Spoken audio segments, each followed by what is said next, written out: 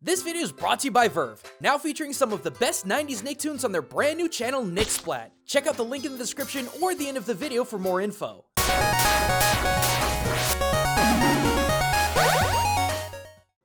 Hey everyone, Gaijin Goombah here, and I can't take it anymore! How? How could there be so much in just a few chapters? yeah, despite having missed out on about 90% of the series so far, we wanted to look into One Piece's brand new Wano arc as suggested by you guys, to see what kind of culture the new country takes from, and How? yeah, it's been a trip. Even in the first freaking page of this arc, there's more Japanese being screamed here than Sony's 2018 E3 conference. Any naughty foxwoman twanging a shamisen as the curtains pull back to Wano's giant torii gates leading up to what looks like Uwajima Castle, complete with Shachihoko, the lion-headed fish that's said to prevent fires. All somehow balanced without a foundation on the stump of a bonsai tree. Oh, and if that wasn't enough for you, you've got the spitting image of Kyomizu-dera tucked in the left side. It's even got the same pagoda. Don't you think I didn't notice you over there? Whoa, slow down there, buddy. Spoilers. Yeah, I think it's safe to say there's gonna be some minor arc spoilers in this video. But anyway, when you guys said there was gonna be more Japanese culture in this arc than you could shake a gohei at, you were not kidding. Almost every single page of this arc so far has something in it we could talk for hours on end. But for this video, we wanted to point out some of our favorite cultural references and some of the brand new characters in One Piece's Wano arc, in hopes that by understanding the true culture that inspires it, we can appreciate it all the more. But to do that, we gotta start at the beginning, and I mean the very beginning, with the name of the country, Wano. To the unsuspecting eye, there may not be all that much to see when presented with this name, even in Japanese. Wano Kuni is written with Wano being in katakana, as many of the names and locations in the series have been written in before, but there's a sneaky little wordplay going on here. If you were to replace the katakana, which is used for foreign words, with traditional Japanese, you get this. Same sounding words, Wano Kuni, but a much different meaning, the country of harmony. Now, hang on just a second, because this goes beyond the regular stereotype of being in harmony with nature. It moves into more of a sociological concept of living in harmony with everyone, doing so at the expense of one's personal interests. And on paper, the concept of Wa is pretty solid. Everyone lives their lives without bothering others and doing what they can to maintain social order. Japan today continues this tradition and makes them one of the safest countries on the planet. However, back in the days of ruling samurai and daimyo, living in harmony meant staying in your place, even if it costs you everything. Now, put a pin on this, guys, because we're going to be coming back to it later. Well, ominous foreshadowing aside, let's get back to the actual manga. Because even in the way half of the Straw Hat crew even gets to Wano in the first place is chock full of culture. Nearing the final destination of Wano, the Thousand Sunny is violently tossed and turned by a school of gigantic koi fish, to which, in his usual fashion, Luffy immediately fantasizes eating. Luckily though, the school begins swimming actually up the waterfall to Wano, pulling the Sunny behind them thanks to Luffy, where they all end up shipwrecked on Wano's beach. Okay, back it up there, buddy, because you already skipped over like 4 cultural shoutouts. Yeah, this arc is that dense with this stuff. He's right.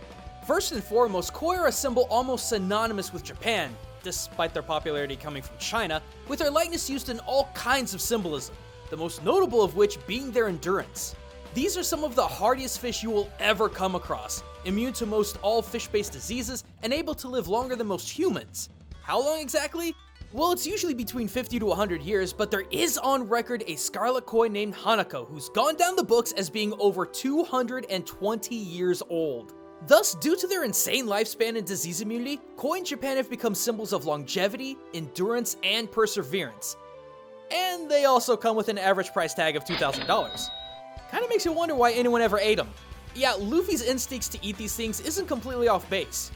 Though most koi nowadays aren't fit for human consumption, back in the day, parts of Japan did have ritualistic practices of preparing koi for eating, having seen this firsthand at Mount Gozaisho's Fire Festival. Hope it at least tasted good. According to the locals, it does not. Well, that's a shame. As far as this massive school of koi swimming upstream and up a mountain though, a lot of you guys may have heard this concept once before. But if not, one particular legend that surrounds the koi fish is that if they swim up the Yellow River and leap over the Dragon's Gate at Hunan Mountain, they transform into dragons. Again, symbolizing the whole perseverance thing. And to top it all off, I love how Eiichiro Oda said, you know what, while we're at it, let's just make a homage to Hokusai's Under the Great Wave of Kanagawa while we're at it. But now that we're in Wano proper, strap in guys, because there's gonna be something to talk about on literally every page. Starting with a fight between two monstrous creatures, Hihimaru and Komachio. Now, for anyone who knows anything about Japan, Komachio should be immediately recognizable as a Koma Inu, hybrid dragon lion dogs that protect the entrances of temples and shrines. However, there's something about Komachio that's got me a little curious. See, despite how similar they may look these days, shrines and temples are actually protected by two kinds of creatures, Koma Inu and Shishi, with the earlier being more dog-like in appearance and the latter being more lion-like. This was actually back when the concept of the two creatures was imported from Tang Dynasty China. But whereas before the two creatures looked pretty different from one another, these days they're almost identical. Though we haven't yet seen it in the manga, I'm actually starting to wonder if the Straw Hat crew are eventually going to run into Komachio's horned twin. Well, for as much speculation as we may have for Komachio, there's no doubt where Hihimaru comes from. In Japan's rural days, primates were the bane of most farmers as they typically caused a lot of damage to crops and structures. Thus, they usually ended up being the villains of most traditional folk stories. Example of these include the Tale of Crab and Monkey, Choju Giga, aka the Scroll of Frolicking Animals, or heck, even Princess Mononoke if you want a more modern example. But there's one in particular that really stands out in comparison, the Tale of Shippei Taro. Long story short, a demonic baboon yokai named Hihi had continued to scare a village into sacrificing a beautiful maiden every year. That is until a wandering priest who found his way into the village learned of their plight. And with the help of an unlikely hero, a dog named Shippei Taro, Hihi and his baboons were torn to shreds by the cunning canine who was made into a local hero. This might actually explain why Hihimaru, a giant monster baboon, and Komachio, a protective lion dog, square off in this Japan-centric arc. It might actually be a shadow to this very tale. And then we have the first new human character to join the mix, Otama. She's adorable, she's spunky, and she apparently has the devil fruit power of making Kibi go from her frickin' face. But for as wild as that sounds, Kibi Dango is an actual thing, a type of millet flour dango popularized in the Kibi province and the predominant ration of cultural hero Momotaro. And all that considered, her name literally meaning ball is actually pretty apt. Yeah, speaking of millet, it's actually quite strange that Otama is trying to stay thin by eating seagrass millet so she can become a kunoichi. Soon. Considering seed millet is really high in calories compared to its wheat counterpart. But I guess if she's going to be making Kibi Dango out of her face like she's freaking Ukemochi, she better be eating a bunch of the stuff. The next new character we're introduced to is actually Otama's master, a gigantic Tengu named Tenguyama Hitetsu, a legendary bladesmith and avid collector of female dolls, and I mean, what else do you want me to tell you? He's a freaking Tengu, complete with terrifying red face, super long nose, crow wings, a single-toothed Tengu geta, which for the life of me, I don't know how anyone's supposed to walk in those. And then finally, his world-renowned blade conspicuously designed in the shape of an Aurelia leaf, the tool that allows Tengu to control wind. Well, there is one cool, unique historical thing that makes Hitetsu stand out amongst his Tengu brethren, his compassion. After Otama's village of Amigasa was destroyed by Diaz Drake and the Beast Pirates, Otama was all who remained and Hitetsu watches over her as her guardian. Though most Tengu in folklore are very malevolent, attacking travelers and setting buildings on fire, some of them are quite benevolent. In the many tales of Minamoto Yoshitsune in the Genpei War, one of the most outlandish was the story of Yoshitsune's training.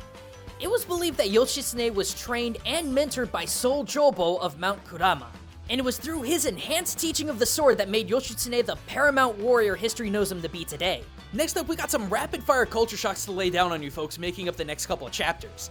This includes the elegant Amazon newcomer Okiku, who towers over Luffy and Zoro without contest.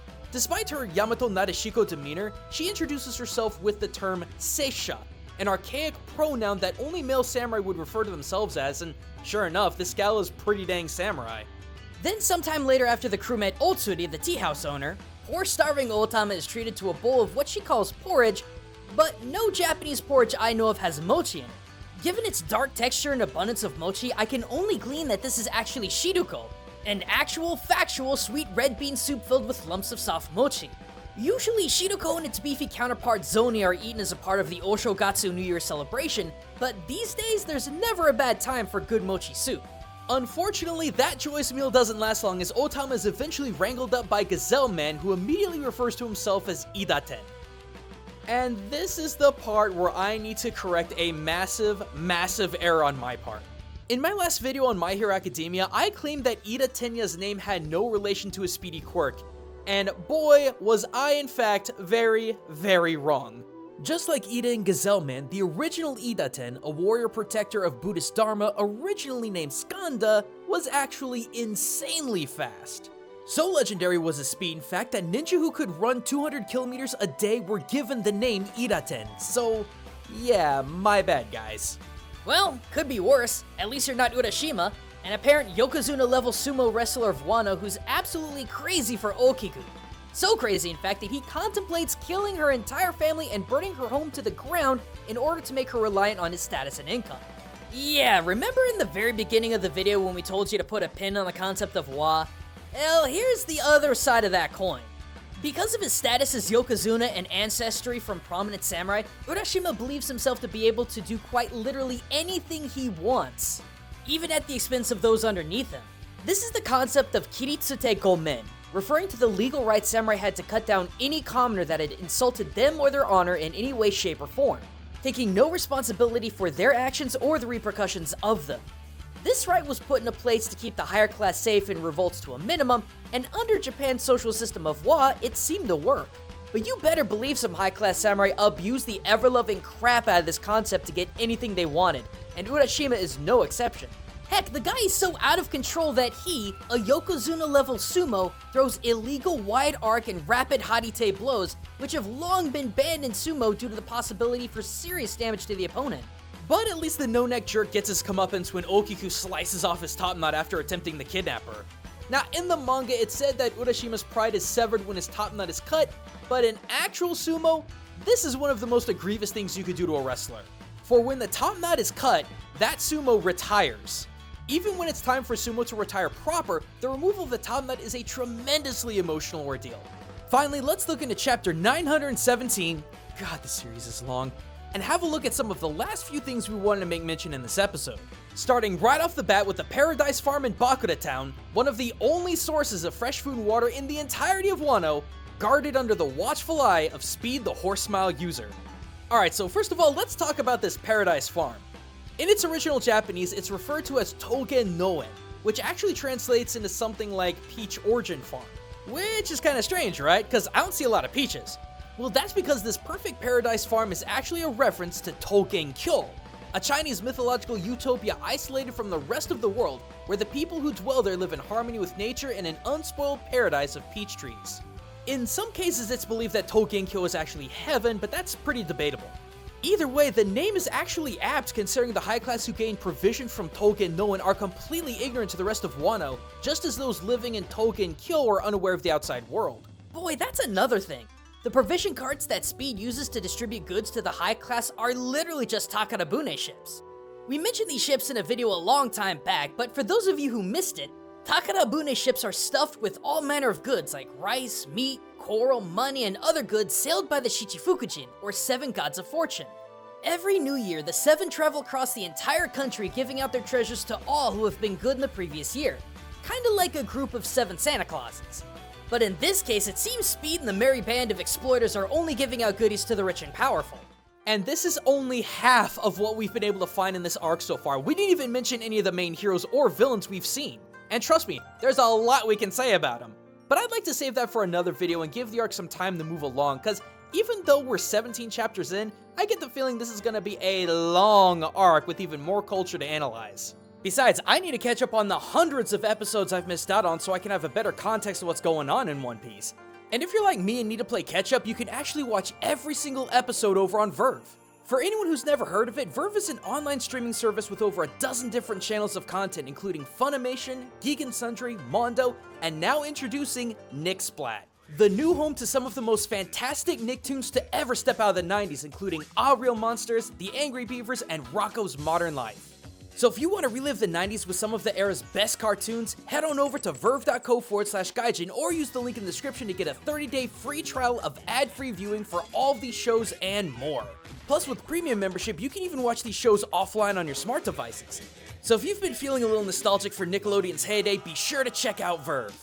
Otherwise, I hope to see you guys every Tuesday, Saturday, and Sunday over at my live stream at twitch.tv/Gaijin Goombah, where Aki and I cover culture and gaming live.